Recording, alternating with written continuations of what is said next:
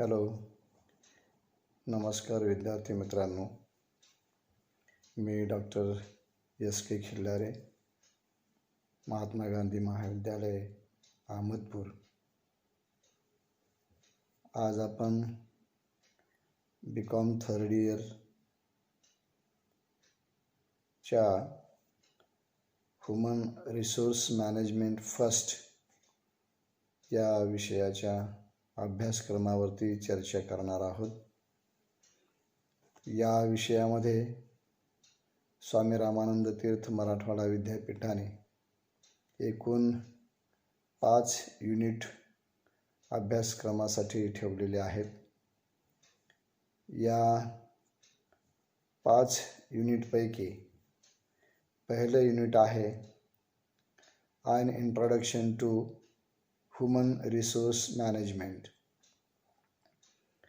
तर यामध्ये मित्रहो, concept and nature of HRM म्हणजेच मानव संसाधन व्यवस्थापनाच्या संकल्पना आणि स्वरूप हे अभ्यासासाठी दिलेलं आहे. त्यानंतर इव्होल्युशन ऑफ HRM म्हणजेच मानव संसाधन व्यवस्थापनाची उत्क्रांती किंवा विकास कसा होत गेलेला आहे या अनुषंगाने हे यामध्ये माहिती दिलेली आहे. तसेच objectives and scope of HRM म्हणजेच ह्युमन रिसोर्स मॅनेजमेंटच्या उद्दिष्ट काय आहेत किंवा व्याप्ती काय आहे. तसेच फंक्शन्स ऑफ HRM म्हणजेच मानव संसाधन व्यवस्थापनाचे कार्य कोणती आहेत यावरती आपल्याला यापुढे अभ्यास करावयाचा आहे. तसेच मानव संसाधन व्यवस्थापनाचं महत्त्व काय आहे याचीही माहिती या ठिकाणी आपल्याला बघावयाची आहे. तसेच जो HR मॅनेजर असतो किंवा मानव संसाधन व्यवस्थापक असतो, या मानव संसाधन व्यवस्थापकाची व्यवसायामध्ये कोणती भूमिका असते किंवा त्याची पात्रता काय असते या अनुषंगाने आपल्याला या पहिल्या युनिटमध्ये माहिती बघायची आहे. त्यानंतर दुसरं युनिट आहे ह्युमन रिसोर्स प्लॅनिंग. यामध्ये मीनिंग म्हणजेच अर्थ म्हणजे मानव संसाधनाचं नियोजन जे आहे याचा अर्थ काय आहे. तसेच HR फोरकास्टिंग अँड प्रोक्युरमेंट म्हणजेच मानव संसाधनाच्या पूर्व अनुमान करणे किंवा आपल्या व्यवसायाची किती मानव संसाधनाची गरज आहे हे ठरविणे. तसेच हे जे मानव संसाधन आहे हे मानव संसाधन प्राप्त करून घेणे किंवा मिळवणे याचा अभ्यास आपल्याला या दुसऱ्या युनिटमध्ये करावयाचा आहे.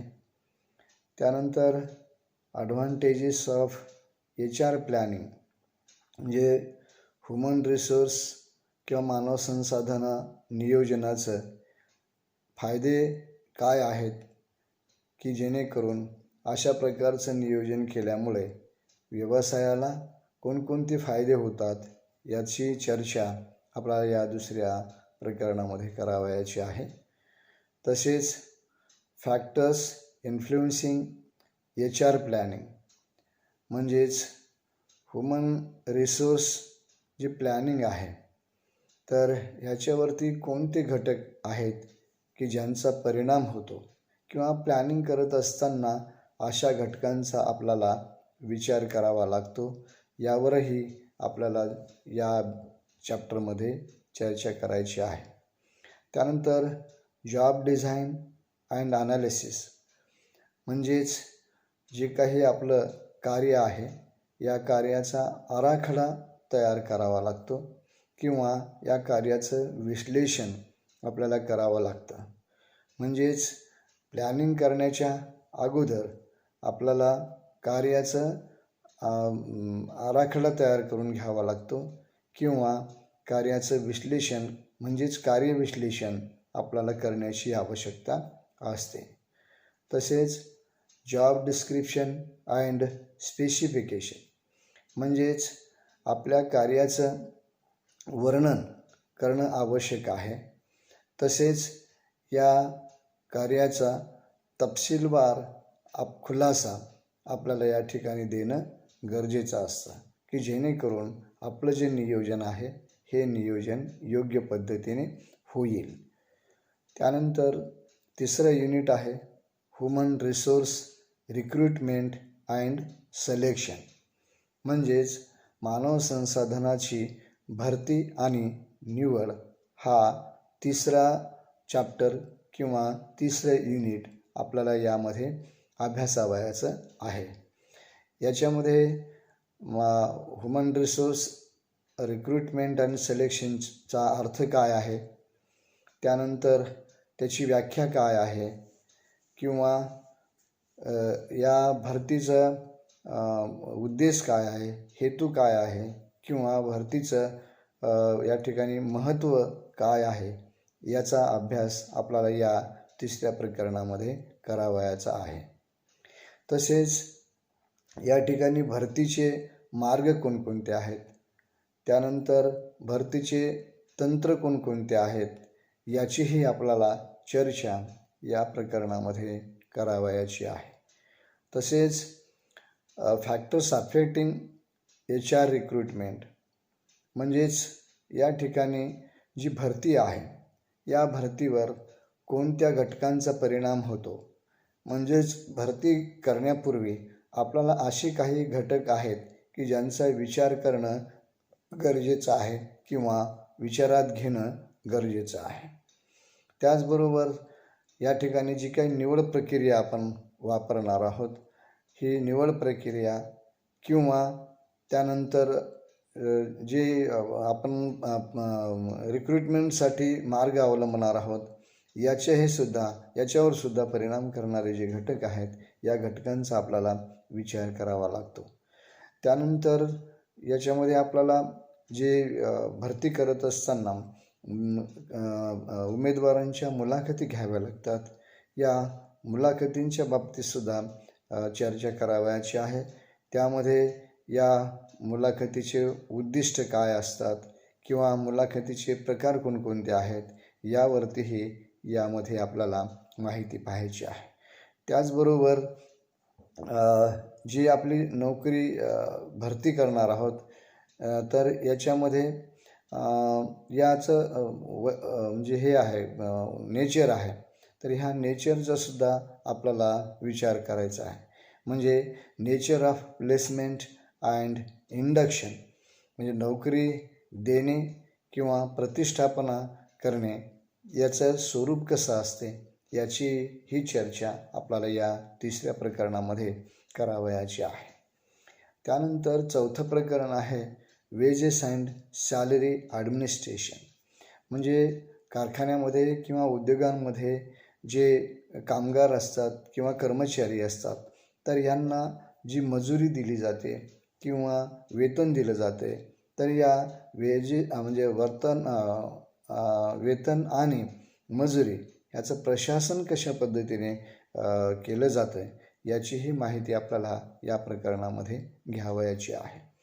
या म्हणजे वेजेस अँड सॅलरी ॲडमिनिस्ट्रेशनमध्ये आपल्याला याची संकल्पना काय आहे, वेजेसची संकल्पना काय आहे, त्यानंतर वेतनाची संकल्पना काय आहे, त्यानंतर ह्याचं स्वरूप काय आहे याच्या बाबतीमध्ये आपल्याला किंवा उद्दिष्ट काय आहेत याच्या बाबतीमध्ये आपल्याला माहिती बघायची आहे. त्याचबरोबर या प्रशासनाची म्हणजे वेतन आणि मजुरीचं जे प्रशासन आपल्याला करायचं आहे तर याचे मूलतत्व कोणते आहेत किंवा तत्त्व कोणते आहेत की जे आपल्याला हे प्रशासन करीत असताना पाळावयाचे असतात. म्हणून या ठिकाणी principles of wedges and salary administration हाही मुद्दा आपल्याला यामध्ये चर्चेला घ्यावयाचा आहे. त्यानंतर वेजेसमध्ये कोणकोणते घटक किंवा सॅलरीमध्ये कोणकोणते घटक या ठिकाणी समाविष्ट झालेले असतात, म्हणजेच कॉम्पोनंट्स ऑफ रेम्युनरेशन, म्हणजे हे जे मानधन मिळते त्याला मजुरी किंवा वेतनाच्या माध्यमातून, तर याच्यामध्ये कोणकोणत्या बाबींचा समावेश असतो किंवा कोणकोणते घटक त्यामध्ये समाविष्ट केलेले असतात, याची ही चर्चा आपल्याला या प्रकरणामध्ये करावयाची आहे.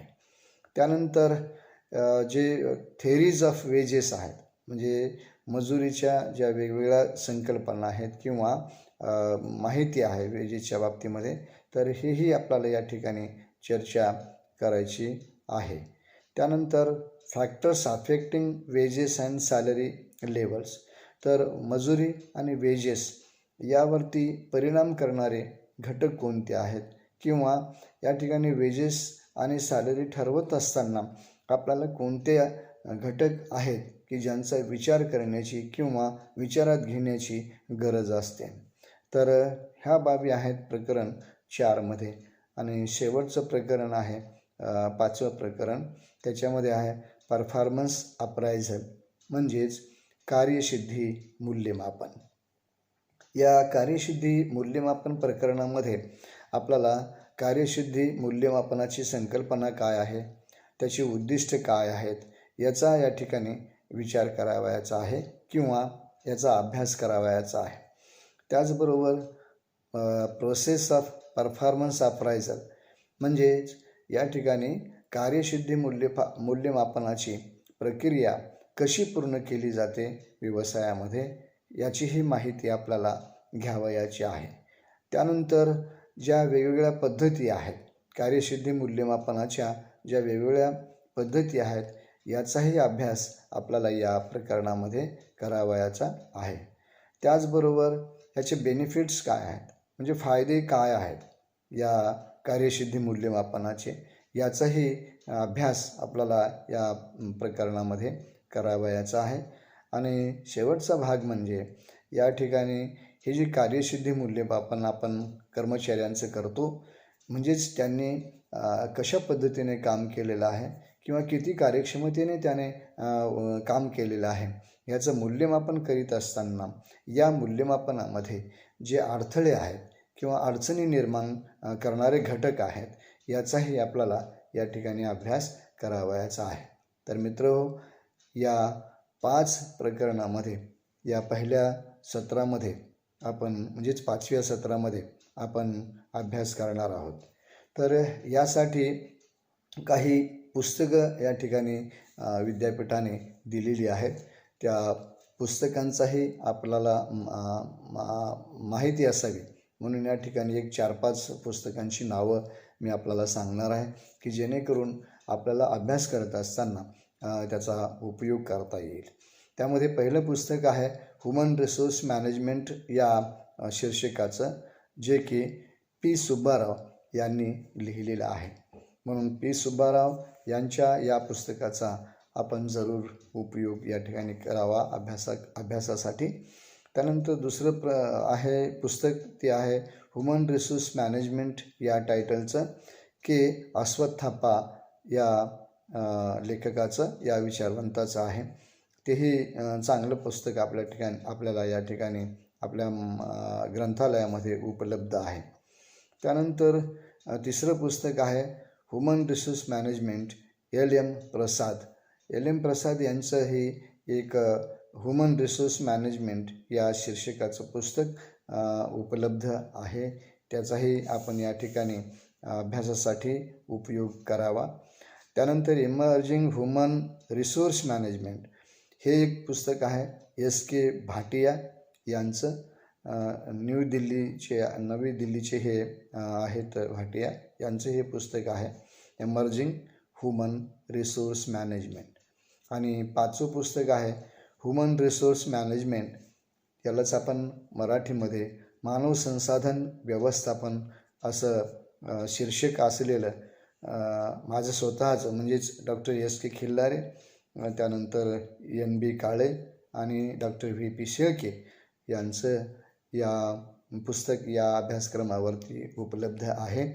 तेही आपण या ठिकाणी अभ्यासासाठी वापरावं अशा प्रकारची मी आपल्याला विनंती करतो. आणि इथे आज यावरची चर्चा अभ्यासक्रमावरची थांबवतो. जय हिंद, जय महाराष्ट्र.